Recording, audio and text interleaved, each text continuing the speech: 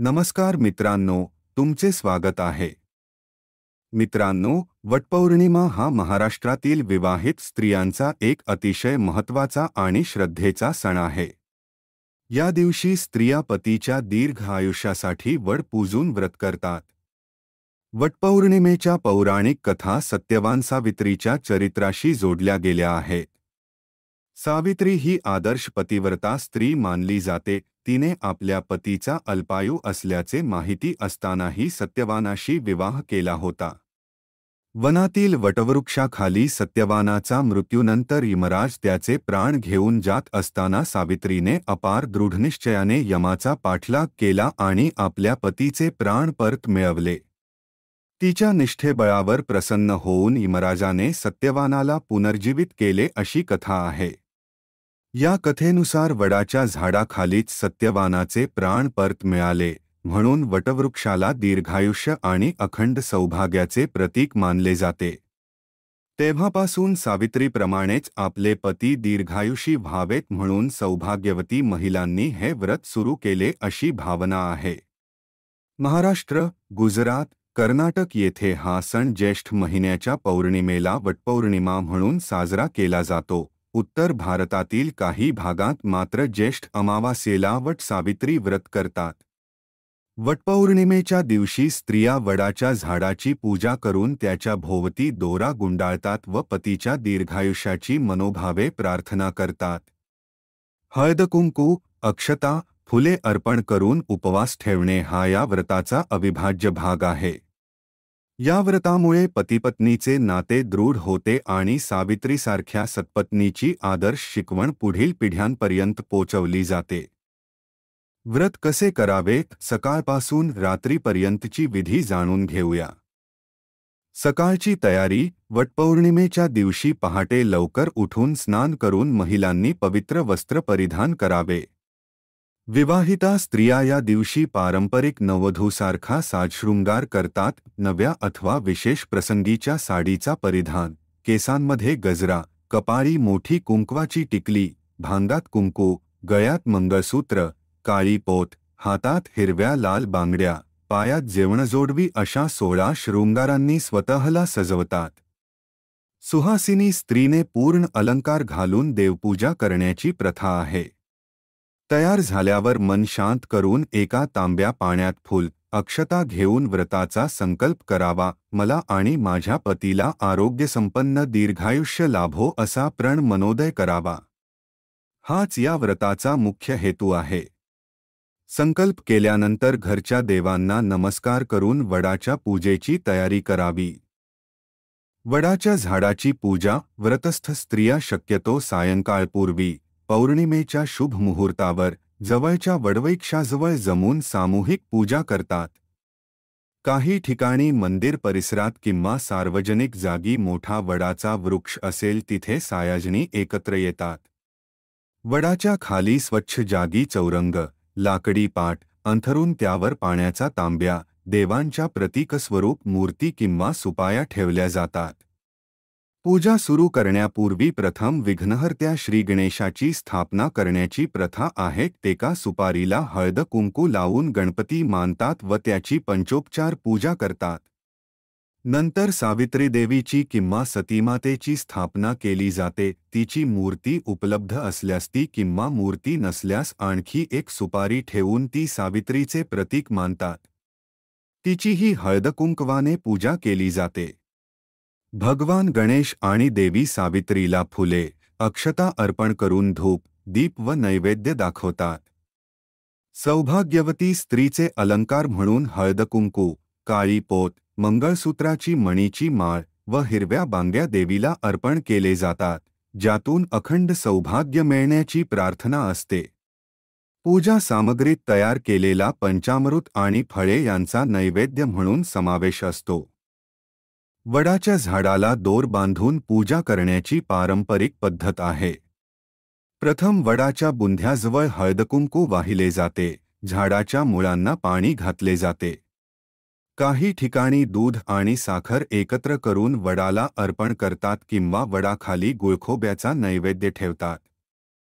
त्यानंतर पांढरा कापसाचा किंवा पवित्र धागा वडाच्या खोडाभोवती गुंडाळायला सुरुवात होते. स्त्रिया एक हाताने ओढणी सांभाळत किंवा पदर सावरत वडाभोवती प्रदक्षिणा घालतात आणि दर फेरीनंतर तो दोरा वृक्षाभोवती आवळतात. एकूण 7 फेया मारण्याची प्रथा आहे. सप्तपदीप्रमाणे या 7 फेयांनाही वैवाहिक बंधन दृढ करण्याचे प्रतीक मानले जाते. वडवृक्ष प्रदक्षिणा करण्यास सुरुवात करताना मनात पतीच्या दीर्घ आयुष्यासाठी प्रार्थना म्हणायची असते. सावित्री देवीचे आवाहन करून आपण जन्मोजन्मी आपल्या पतीसोबत अविच्छिन्न जुने राहावे, संसारसागरातून दुःखांचा नाश होऊन दोघांनाही दीर्घ आयुष्य लाभो, अशी प्रार्थना व्यक्त केली जाते. मंत्रोच्चार करत 7ही फेया पूर्ण केल्यावर वडाच्या दोऱ्याला सुकण्यासाठी तसेच ठेवले जाते. तो दोरा काढून फेकायचा नसतो. सर्व स्त्रिया झाडाला नमस्कार करून माथा टेकतात. नंतर वडाच्या आधारानेच हात जोडून समर्पित भावनेने प्रार्थना केली जाते, मला व माझ्या पतीला आरोग्यसंपन्न दीर्घायुष्य लाभू दे, धनधान्य, संतती यांचे सुख आमच्या कुटुंबाला लाभू दे अशी आपली इच्छा देवाला सांगतात. शेवटी वडाच्या झाडाची प्रदक्षिणा, दोरा बांधणी आणि पूजा इत्यादी पूर्ण झाल्यावर त्या ठिकाणी सामूहिक आरती केली जाते. काही स्त्रिया वडदेवीची पारंपरिक आरतीही म्हणतात. ओटी भरणे आणि प्रसाद, पूजा झाल्यानंतर व्रतकर्ती स्त्रिया 5 सुहासिनींना ओटी भरतात. ओटी भरणे म्हणजे विवाहित स्त्रीच्या पदरात पूजेतील प्रसाद व सौभाग्यवस्तू अर्पण करणे. या दिवशी प्रथेप्रमाणे आंबा आणि गहू यांनी 5 सवाष्ण स्त्रियांच्या ओटी भरतात असे उल्लेख आहे. पिकलेल्या आंब्याद्वारे मिठासुखी जीवन आणि गव्हाने समृद्धीचे प्रतीक मानून हे ओटीभरण होते. यानंतर सर्वांनी देवीला वंदन करून प्रसाद ग्रहण करावा. प्रसाद म्हणून गोडधोड शिरा अथवा फुटाणे, भाजलेले हरभरे वाटले जातात. शेवटी सावित्री आणि सत्यवान व त्यांच्या प्रतीके यांना मनोभावे प्रणाम करून त्यांच्या नावाचा जप केला जातो. सायंकाळचे विधी, अनेक ठिकाणी सकाळी पूजा करून दुपारी पारण करतात, तर काही कुटुंबांमध्ये सायंकाळी वा रात्री कथावाचनाचा कार्यक्रम असतो.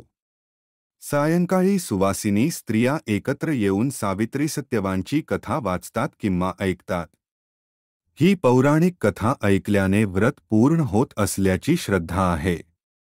दिवसभर उपवास केल्यानंतर काही महिलांचे उपवास पूजेच्या वेळीच पाणी पिऊन सोडतात, तर बहुतांश जणी रात्री पूजा व कथा संपल्यावर किंवा दुसऱ्या दिवशी सकाळी अंघोळ करून देवाला दहीभाताचा नैवेद्य दाखवून उपवास पूर्ण करतात.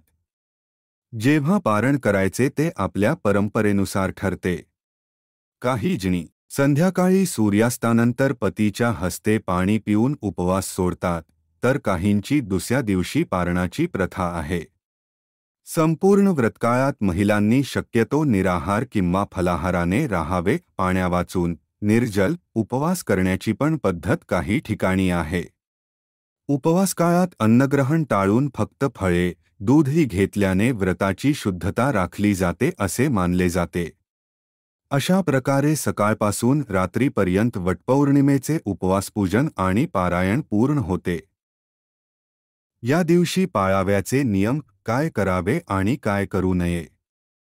वटपौर्णिमेच्या दिवशी शारीरिक व मानसिक शुचिर्भूतपणा राखणे अत्यंत महत्त्वाचे मानले जाते. उपवास धीराने पाळावा आणि मनात पतीप्रती सद्भाव आणि श्रद्धा ठेवूनच पूजेचे विधी करावेत. या दिवशी स्त्रियांनी आपल्या व्यवहारात काही गोष्टींचे कटाक्षाने पालन करावे. सकाळी लवकर स्नानसमार्जन करून देवपूजा करावी व मन शांत ठेवावे.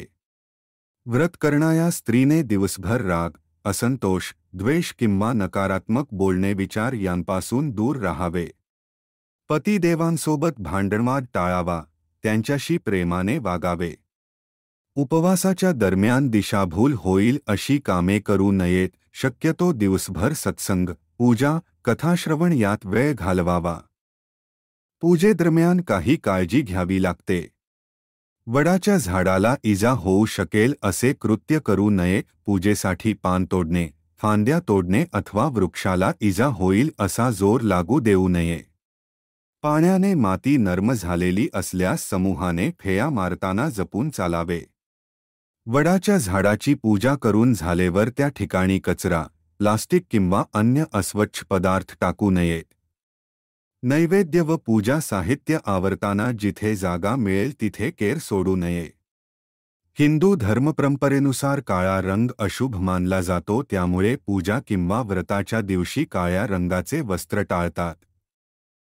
पायातील वहाणा झाडाजवळ नेऊ नये. निर्माल्य झाडाच्या बुंध्याशी जमले असल्यास नंतर शास्त्रोक्त रीतीने प्रवाहित करावे.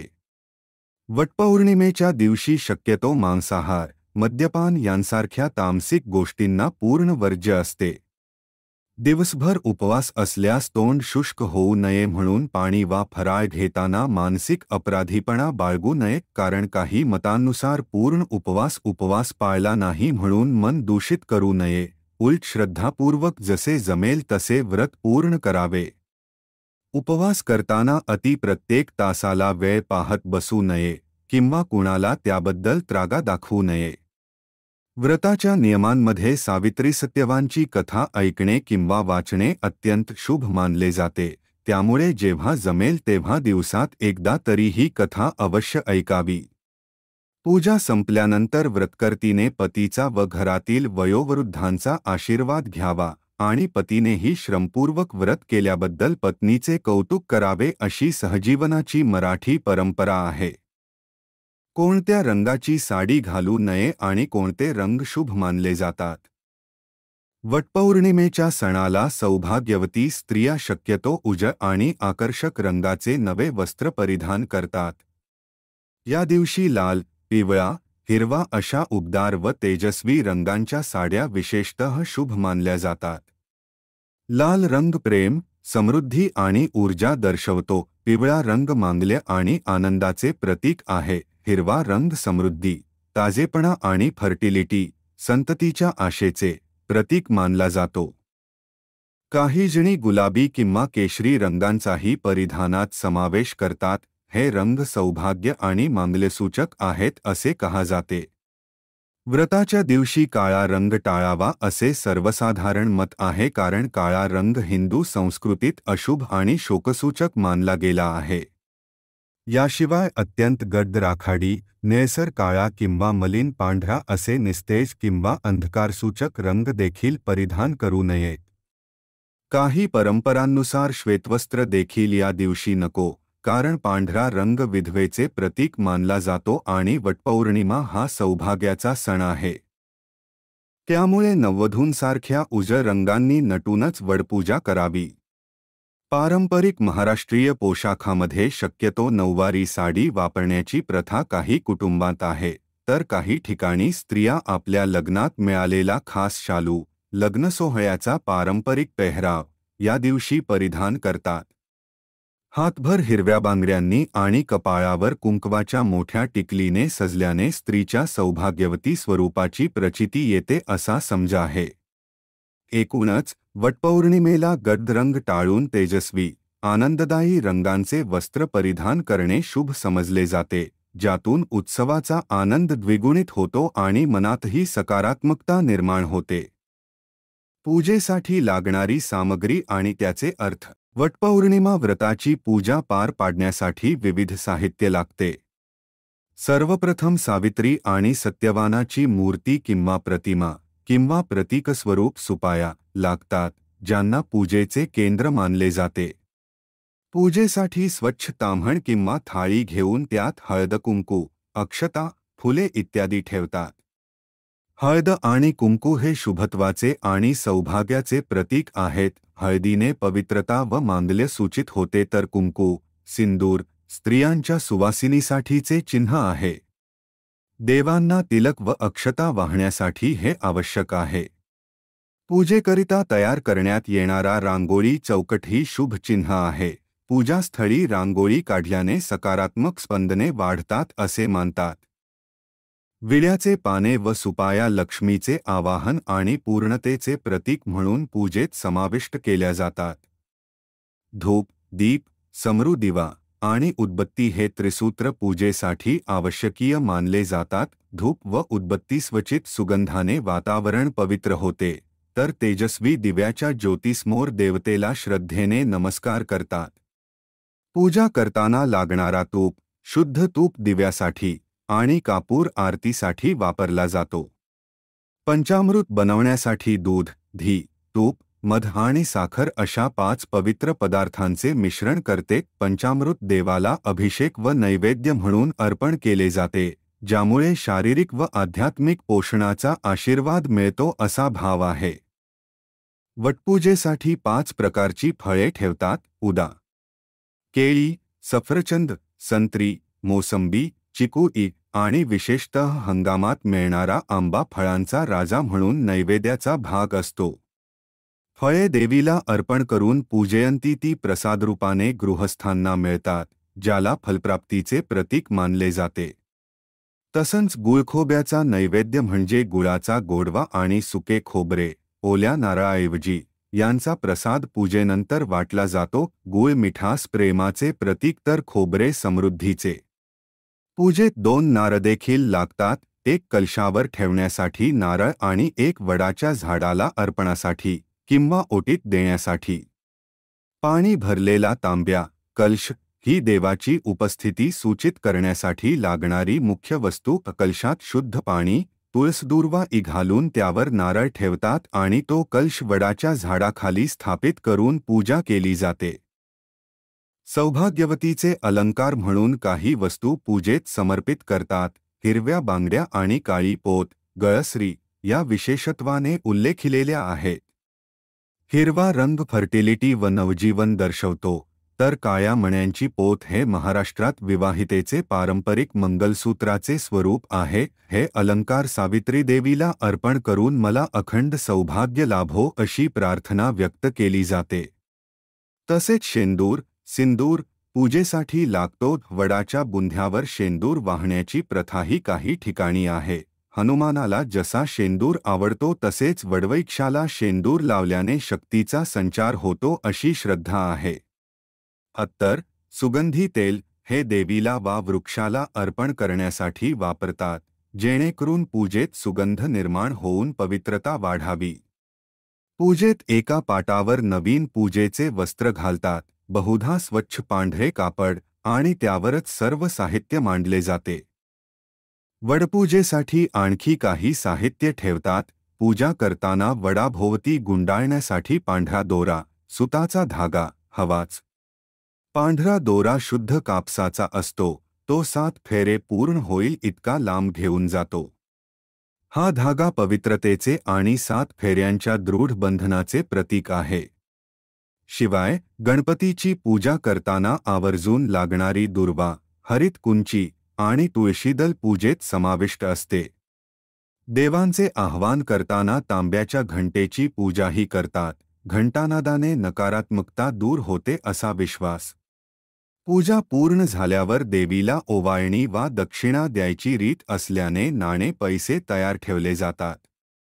व्रत पूर्णत्वास गेल्यावर एखाद्या सुवासिनीला सौभाग्यवस्तूंचे वाण देण्याची प्रथा असेल तर हळदकुंकुवाची डबी, आरसा, हिरव्या बांगड्या, कंगी, नारळ, फळ इत्यादी सामग्री एका परडीत ठेवून त्या स्त्रीला दिली जाते.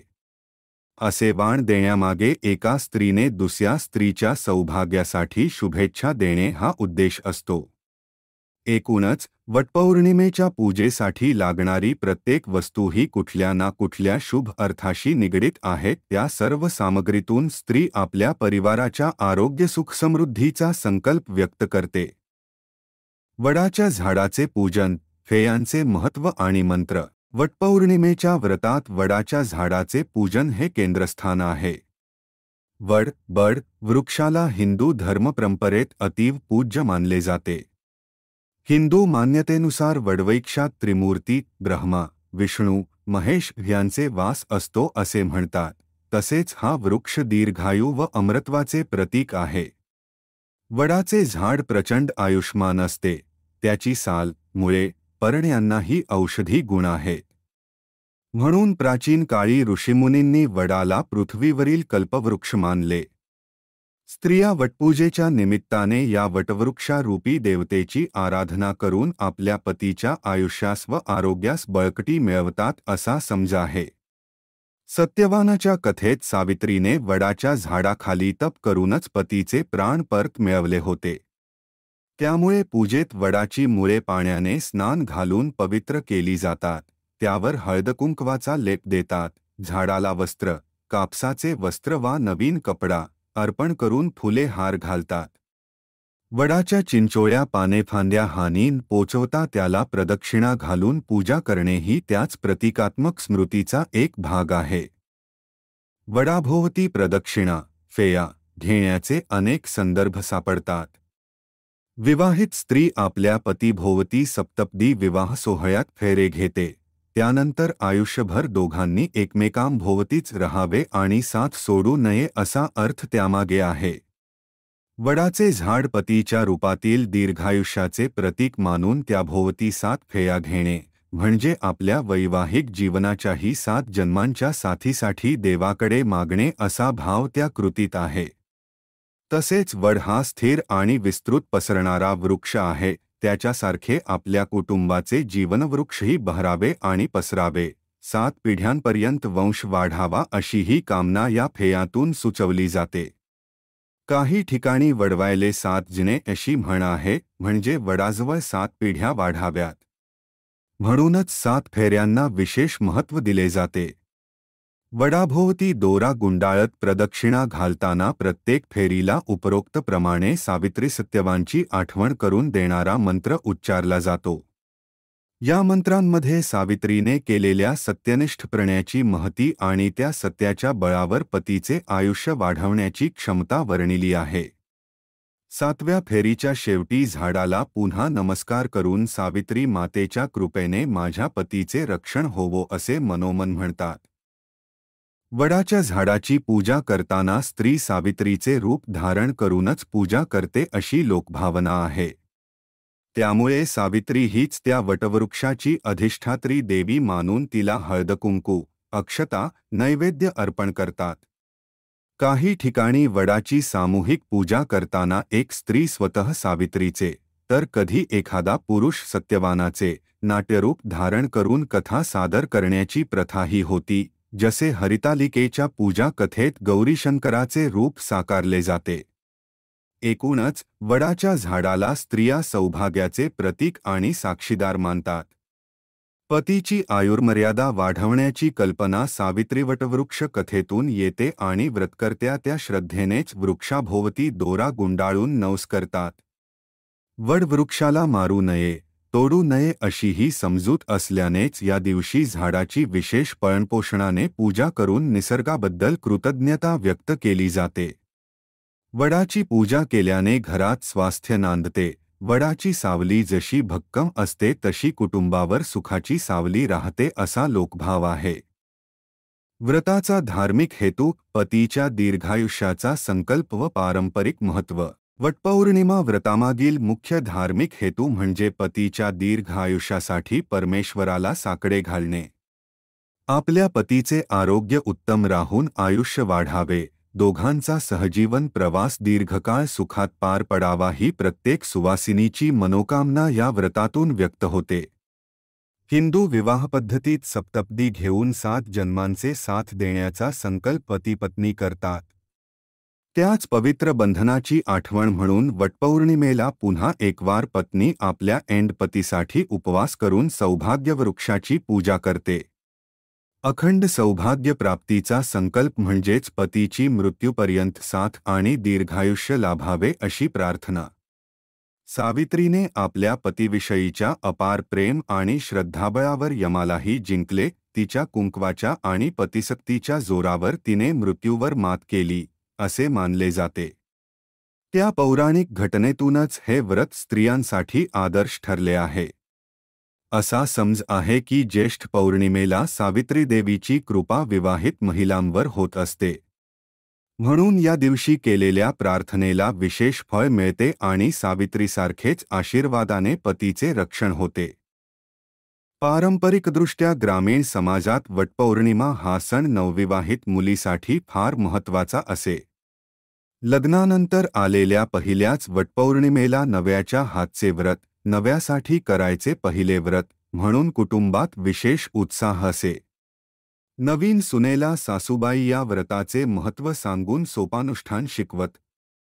पूजा झाल्यावर पतीपत्नीने एकमेकांच्या गळ्यात हार घालावे, वडासमोर उभे राहून वडाच्या देवीला साक्षी ठेवून पुन्हा आपल्या सहजीवनाचा शुभ आशीर्वाद मागावा असा काहींकडे प्रघात आहे. या व्रतामुळे पतीपत्नीतील प्रेम, विश्वास आणि निष्ठा अधिक दृढ होत जाते असे मानले जाते. हिंदू धर्मात जसा पत्नीकडे पतीसाठी व्रत करण्याची अपेक्षा आहे, तसाच संदेश पतींसाठीही आहे की पत्नीचा सन्मान करा. एकमेकांबद्दलचा त्याग, समर्पण आणि प्रेम या सणाच्या निमित्ताने नवीन करून दिले जाते. सावित्रीने पतीसाठी एवढे केले, तशी आपल्या पत्नीची किंमत पतीने ठेवावी तसा अप्रत्यक्ष संदेशही समाजमनाला मिळतो. महाराष्ट्रातील पारंपरिक कुटुंबव्यवस्थेत वटपौर्णिमा व्रताला पतिव्रतेचे व्रत असेही संबोधतात.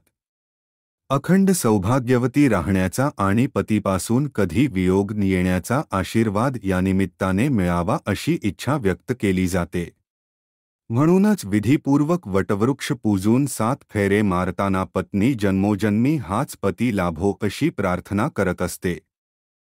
वटपौर्णिमेचे आणखी एक पारंपरिक महत्त्व म्हणजे यापासूनच पावसाळा आणि सणांची मालिका सुरू होते.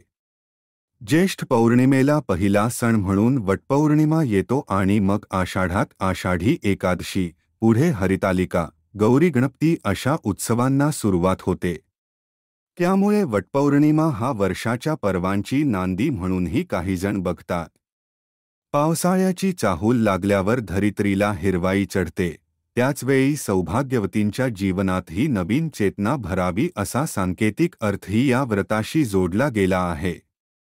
आजच्या काळातही अनेक सुशिक्षित महिला आनंदाने हे व्रत पाळतात, कारण यातून आपल्या जोडीदारासाठी काहीतरी करतो आहोत व त्यांचे आयुष्य सुखकर होवो अशी भावना व्यक्त करता येते. पती-पत्नीच्या पवित्र नात्याचे प्रतीक म्हणून वटपौर्णिमा व्रत आजही तेवढ्याच श्रद्धेने आणि उत्साहाने पाळले जाते. विधवा स्त्रियांसाठी या व्रताचे संकेत. परंपरेनुसार वटपौर्णिमा हे व्रत सौभाग्यवती, म्हणजे ज्यांचे पती हयात आहेत अशा स्त्रियांसाठीच आरक्षित आहे. विधवा किंवा पती दिवंगत झालेल्या स्त्रियांनी हे व्रत करू नये असा पारंपरिक संकेत आहे. सामाजिक दृष्टीनेही पूर्वीपासून विधवा महिलांना वटपौर्णिमेच्या पूजेत सहभागी करून घेतले जात नसे. स्वतः विधवा महिलेनेही हे व्रत करण्याची अपेक्षा नाही, कारण पतीच्या दीर्घायुष्याची कामना करण्याचे प्रयोजनच त्या स्थितीत उरत नाही. उलट नवरे अजूनही हयात असलेल्या सुवासिनींनीच हे व्रत करायचे असते अशी रूढ श्रद्धा आहे. त्यामुळे पती निधनानंतर पत्नीने वटपौर्णिमा पाळणे शक्यतः टाळावे. पूर्वीच्या काळी अशा वेळी हे व्रत केल्यास अमान्य मानले गेले आहे. तर मित्रांनो, आशा आहे तुम्हाला ही माहिती आवडली असेल. व्हिडिओला लाईक नक्की करा आणि कमेंटमध्ये जय श्री हरी विष्णू नक्की लिहा. आणि व्हिडिओला सबस्क्राईब करून परिवार सोबत शेअर करा. तुम्हा सर्वांचे धन्यवाद.